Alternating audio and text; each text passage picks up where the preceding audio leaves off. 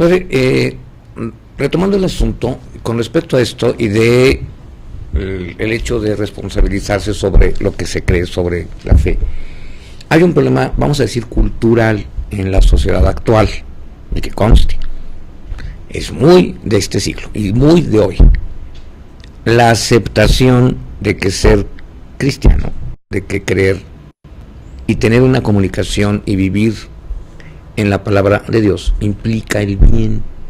¿Implica qué? El bien.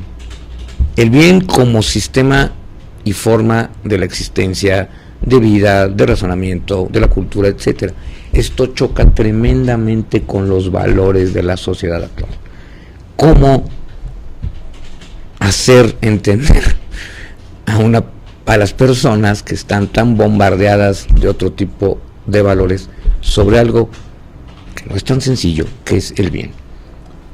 Hombre, pues no sé, yo creo que no choca tanto, porque pues mucha gente que no frecuenta la iglesia hoy día, pues luego dicen, pero yo hago obras de misericordia, yo doy tal cosa, yo ayudo en esto, yo ayudo en otro. O sea, ese es el punto, y quizá pues, los cristianos tenemos que hacer más hincapié en eso, porque como ya te he dicho alguna otra vez, el modo como San Pedro describe la vida de Jesús es precisamente diciendo que pasó por el mundo haciendo el bien, ¿verdad?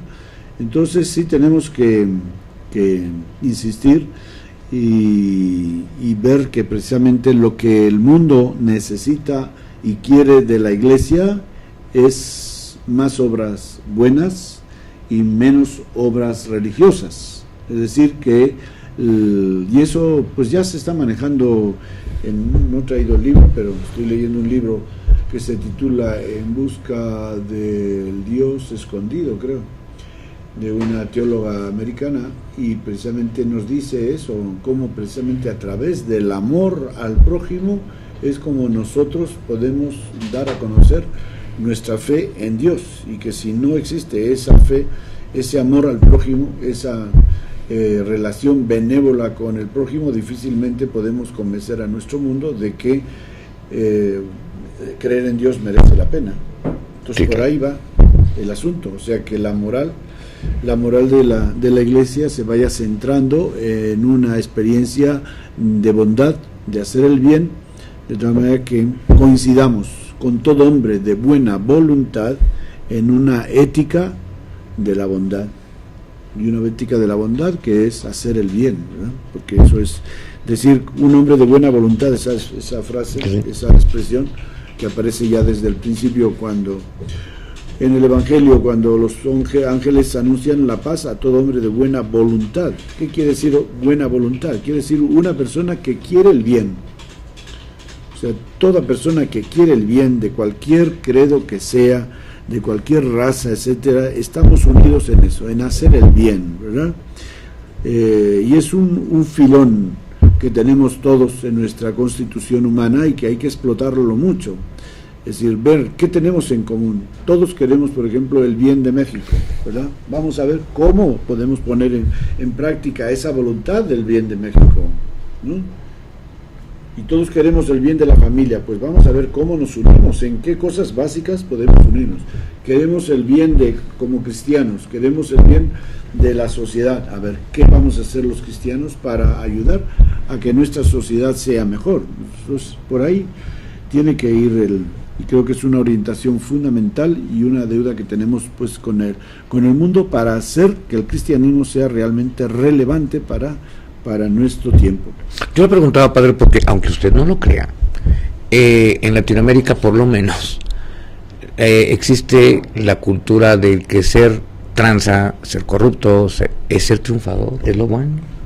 Hablo en serio, no estoy inventando. Todo eso porque se ha perdido el sentido de la fe cristiana y existe ese famoso doble nivel de vida en el cual cuando yo estoy en la iglesia me deshago en afectos y cosas bonitas con Dios y luego pues ya le contenté, como quien dice, ¿verdad? Y ya luego hago mi vida. Del avión, ¿no? O sea, como si a Dios se le pudiera dar el avión. Sí, esa dicotomía que existe entre la fe y la vida. Ya el Concilio Vaticano II, en los años 60, la tuvo muy en cuenta, ya se estaba advirtiendo profundamente o fuertemente, y por eso, ¿cómo crees que se trató de hacer frente a esa dicotomía? Pues precisamente renovando la liturgia, haciendo que la liturgia, que cuando nosotros recibimos un sacramento, matrimonio, Eucaristía, reconciliación, eso tenga una referencia a tu vida, no sea nomás voy a confesarme, me vaciar el saco y seguir pecando. No. Por eso dice, te reconciliaste con Dios. Entonces, si te reconciliaste, ahora que tu vida sea de una persona que se ha reconciliado con Él. Si has recibido el matrimonio, lo has recibido con un compromiso de una vida, no nomás por recibir la bendición de Dios, que todavía existe esa idea infantil de mucha gente que viene a casarse en la iglesia. ¿Por qué? Para recibir la bendición de Dios. No es para recibir la bendición, es para hacer un compromiso de amar a tu esposa o a tu esposo como Cristo ama a la iglesia y la iglesia ama a Cristo. Entonces, y así se va dando esa catequesis, lo que pasa es que cuesta. Por eso que dices, porque hemos tenido una educación cristiana, pues así un poco de rito, de ritual, sí, de la iglesia una cosa y fuera otra cosa, y no hemos sabido conectar o no hemos hecho la conexión, no sé, porque pues, yo creo que eso lo hemos predicado siempre, pero nos ha fallado eso. No sé quién ha influido en hacer esa dicotomía entre la fe y la vida, ¿verdad? Entonces por ahí va la catequesis de hoy, ciertamente, y el Papa lo insiste mucho en eso, en su documento sobre la evangelización, ¿verdad? De cómo los cristianos, por eso hablamos mucho de dar testimonio. Creyentes, discípulos, seguidores y testigos.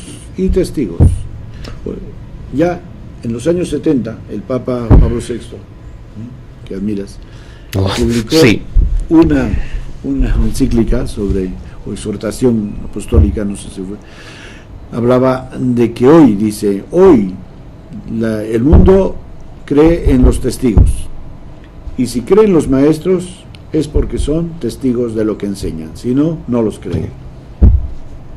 Entonces eso mismo se puede aplicar a todos los cristianos. Nos creerá el mundo en la medida en que vivamos y por eso lo que decimos que creemos, y por eso las religiones están, diríamos, de capa caída hoy, ¿no? Padre, es que también hay que tomar esto en consideración. Los falsos o los subvalores creados, como el ser trans, etc., se fundamentan en el hecho de que en teoría van a producir bienestar y felicidad. A lo mejor físicamente sí.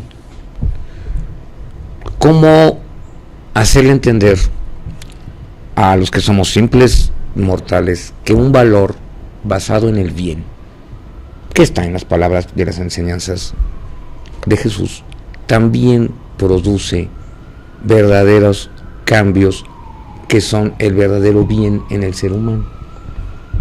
¿Cómo hacerle entender a alguien que cree que siendo tranza y ganando cosas, objetos, dinero, en contraposición decir, oye, sigue estas palabras y lo que vas a ganar es que vas a ser un ser humano?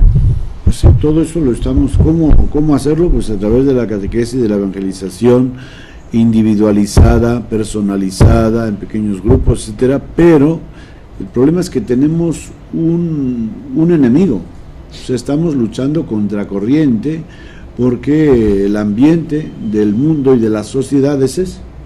Entonces, si te dicen, si no transas, no avanzas, y eso lo grita la cultura mexicana, pues entonces, ¿qué pasa?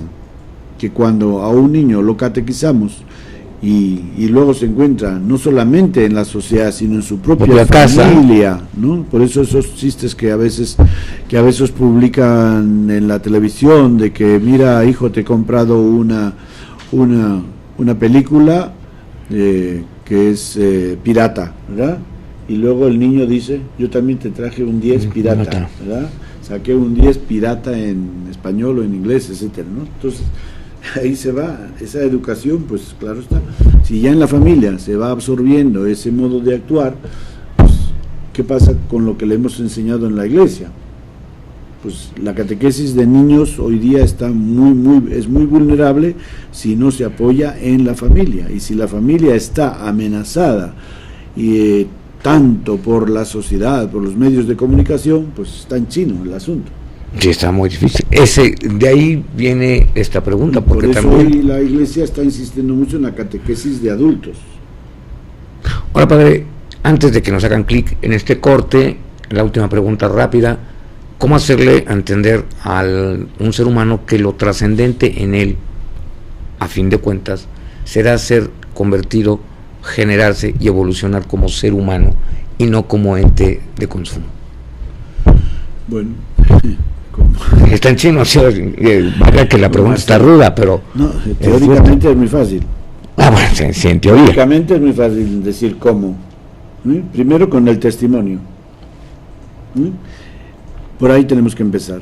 El cristiano tiene que empeñarse en dar testimonio y hacer ver a la gente que funciona el ser honesto, que funciona el ser solidario, que funciona el ser misericordioso, que funciona el respeto a los demás, etcétera, que todos esos valores que predicamos funcionan, porque mírame a mí, conóceme a mí y ves que soy una persona feliz, una persona que tiene lo que necesita, una persona que tiene una familia sana, etcétera. Entonces el testimonio de lo que nosotros vivimos ha de ser la fuerza principal.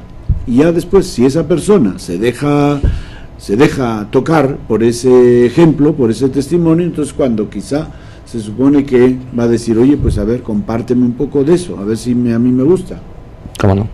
El testimonio tiene que ser como la piedra de toque que llame la atención. Regresamos en un minuto porque quedan dos cuestiones que son harto interesantes.